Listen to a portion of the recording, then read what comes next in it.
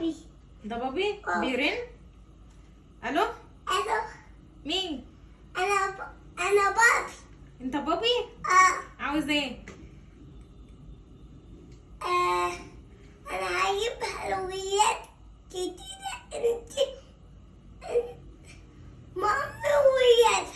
ماشي شكرا يا بابي. باي. باي. خد كلم ياسر. الو. هنزل بقى بالفراخ. الطاسه بتاعتي سخنه، حاطه فيها شويه زيت بس البهارات بقى بتاعتي اللي انا هحطها: معلقه كبيره بهار مشويات، معلقه صغيره كاري، نص معلقه صغيره فلفل اسود، نص معلقه صغيره سبع بهارات، نص معلقه صغيره بابريكا، ومعلقه صغيره مرقه دجاج. مرقه دجاج بودر، انا بجيب اللي هي البودر دي علشان ناس كتير قالوا لي ان اللي هي الثانيه دي مش صحيه يعني مش حلوه.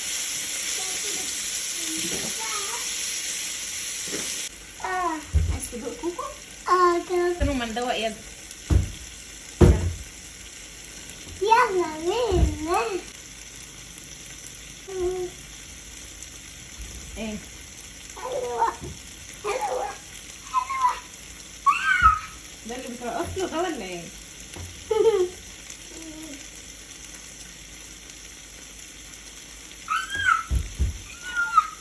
والله شوفي ازاي. دول 4 كوبايات لبن، هنزل بيهم بقى كده.